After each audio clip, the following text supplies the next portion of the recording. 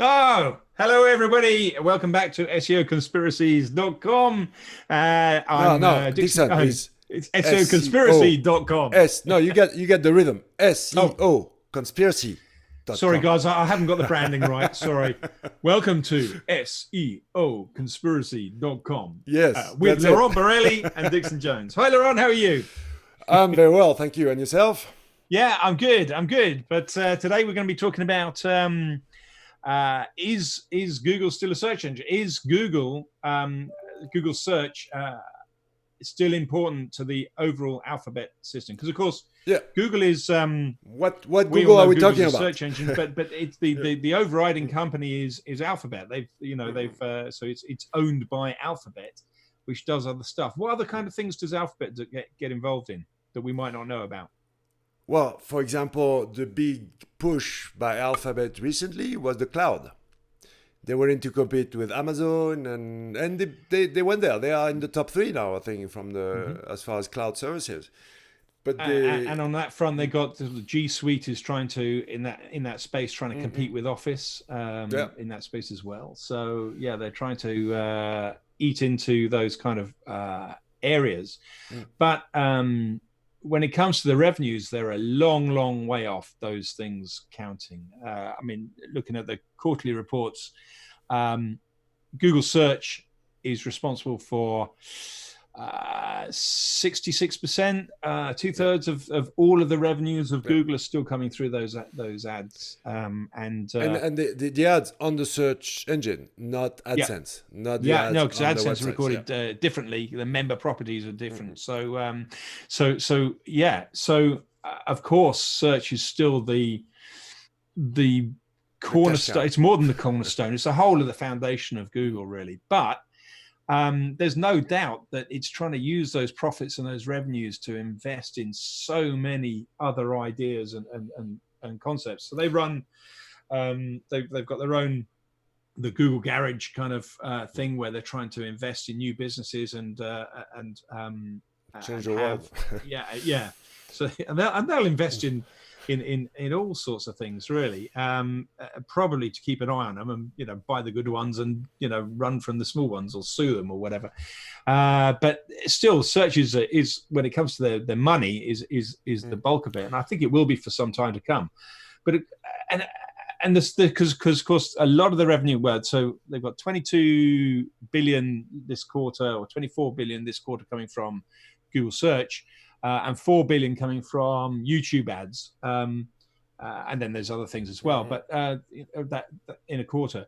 So YouTube, second biggest search engine on the planet, apparently, Mm-mm. certainly in time spent probably, but is a fraction of Yeah. the income compared to And the cost of YouTube. yeah, streaming is yeah. Uh, I remember even they put into a report the cost of displaying ads on mobile compared to desktop, which is it's a lot more expensive to display ads, and they equate it. It's like, okay, it's a line, it's not a small line. The upscaling the cost of displaying ads on mobile with the rise of mobile, it's a problem for them as well. Yeah.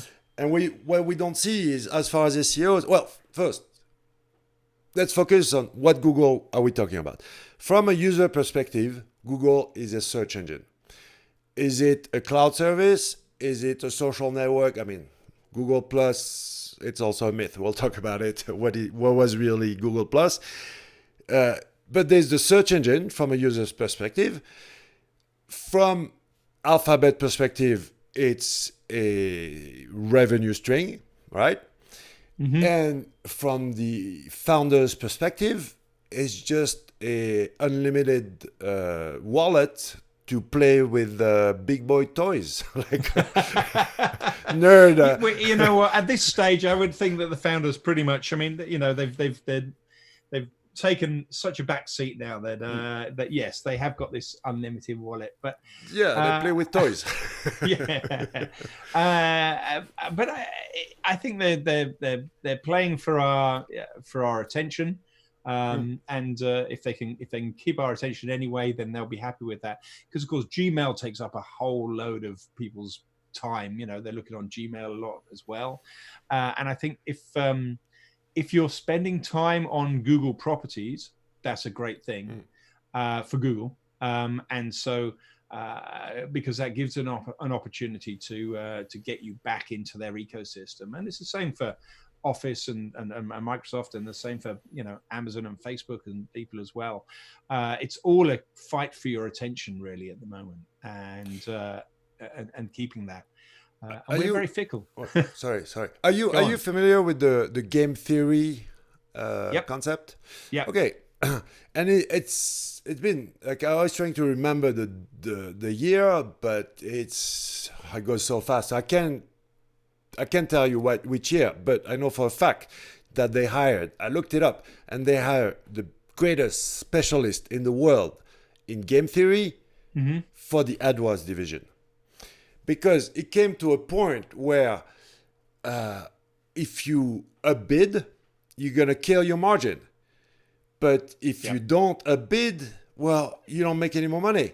So Google's interest is to manipulate you into bidding, not stopping from bidding. But you're going to kill yourself because your margin is going to decrease to a point where you just make some revenue, but this is where they came up with the three-way formula of it's a combination of your bid price and your click-through rate and your quality score or something like that. This quality score was made up of three or four different ideas, wasn't it? And that came out of the game theory, really. Yeah. So people who don't know about game theory, just go to the Wikipedia page, and it's enough information to get a grasp of. But it's very powerful, and it's Nash kilogram and so on. It's basically you got the two worst choices, right, to make, and you got to decide the least. Well, look it up. We're not going to do a game theory podcast, but the place from, and even where I'm fighting with my friends and colleagues, SEOs, is like, you guys still focus on Google desktop.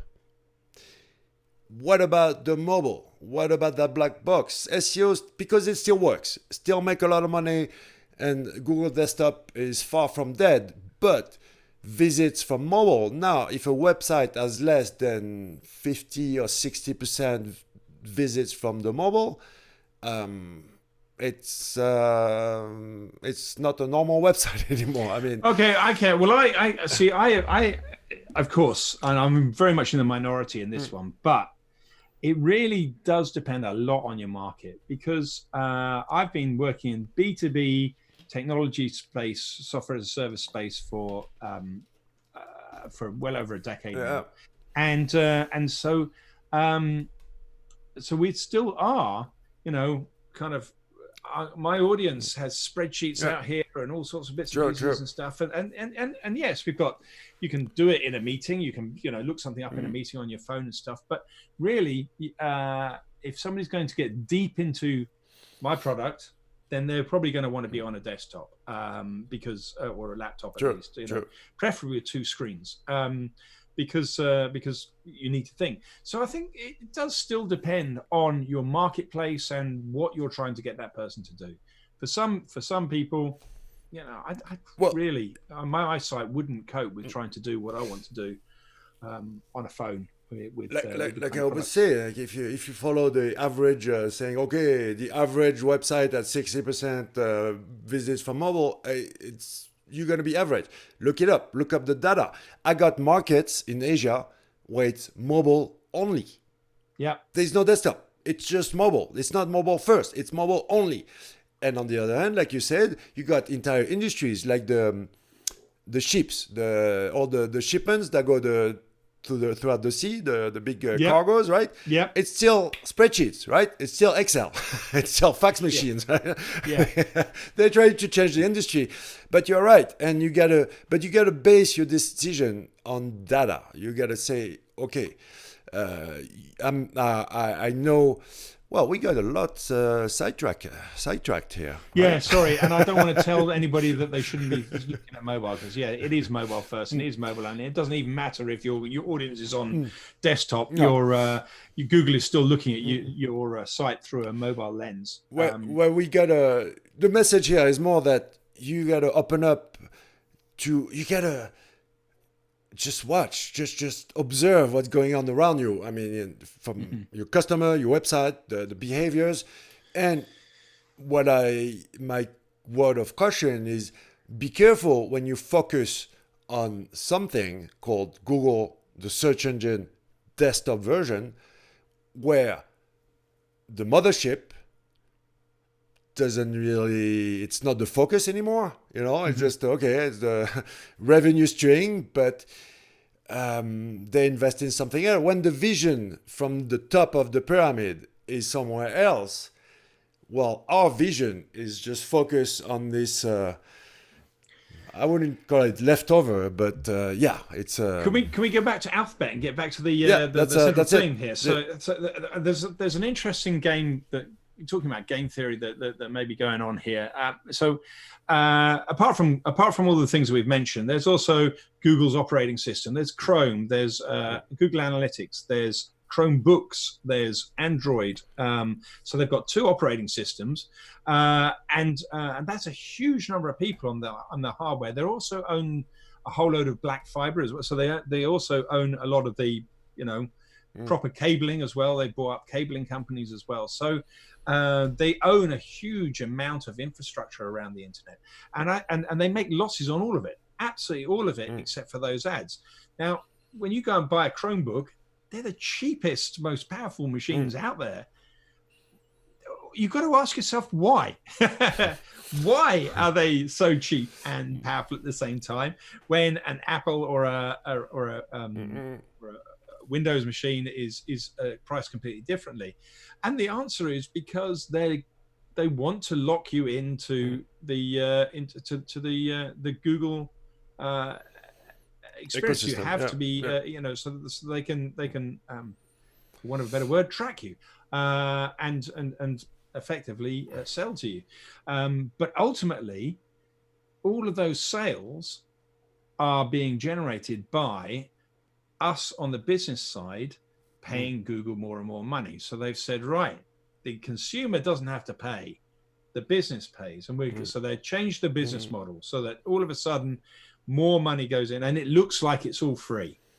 But the truth of the matter is that it's not free. And what they're slowly doing, if I'm going to be cynical about it and be conspiratorial about it, is ultimately reducing the innovative companies' ability to innovate, because their money is getting sucked into the marketing machine. On the other hand, at least we don't have to spend £200,000 on a TV ad these days, which is what we had to do before if we wanted to get attention. So. Interesting, because I'm a Google Apps customer, and you see really the difference. It's not that expensive, but once you are a paying customer, well, there's support, right? There's no tracking. They're really professional once, and it's just a couple of bucks, right? I mean, I don't know, 5, 6 euros, pounds, dollars, whatever you want to call it. So it's not really expensive. But once you go into the paid ecosystem or Google Ads, it's a whole different game. Well, on the free part, whether it's search or whatever you want to call it, or Gmail, they're not going to help you. They're not going to, no. And why should they, really? Yeah, it's free. You are if it's free, you are the product, you are the data, and it's a game that people agree to play. It's something that we're not going to get into right now, because I could talk about it for... And the whole privacy thing is a big debate. But to go back to Alphabet, also they understood by looking at Apple that the power is in the hardware. And even Amazon understood that if you got the hardware, the Kindle and the Fires and stuff. Because you got all the different levels, underneath. You got the developers for the apps, but the hardware is really the black box, because when you look at the Apple ecosystem, whether you like it or not, within the ecosystem, it works very well. It's very well integrated. It's flawless. And then it's up to you to just say, okay, do I trust Apple with my stuff or no? That's a different debate. But when did you see that that guy on, I think it was Wired.com, who studied the bandwidth, because when you switch off your mobile, yeah, it's on it's not off, right? The screen is okay. black. But when you turn off a washing machine, right, it's off on. When you turn on the light, off on. So you can press the button, you think, okay, it's off. The screen is black. No. And the amount of data that was going out, in and out of the device was insane. And 90% was Google. 90% was Google going back and forth. I think, I keep on thinking that I need to go back to one of those old GSM phones that I can switch off and stuff. Because all I really want it now, well, hey, you kind of do want it a lot, but you do need two-factor authentication going forward. I can't go around without a phone, but only because of the TFA, two-factor authentication. But then again, in the UK now, we're going to have to download this NHS tracking app for COVID. And I'm going to do that. I'm not stupid. I don't want to die. No, it's the situation is difficult because over here too, I mean, we are a small country, 70,000 citizens. So everybody's getting tested twice. I don't have it. I got at least at the first test, so it's good. And you're going to have some kind of passport, right? COVID-free or not. And you want the COVID-free one, don't you? And it starts with that, and then it's a whole roadmap to something else let's not get into it. Anyway, let's move on. What are we going to talk about next time? Well, let's rebound on this by asking the question, who is the boss at Google, the search engine? Excellent. And I bet there's not that many people know. Yeah. Okay. No spoiler. See you next time. Thank you. Bye-bye.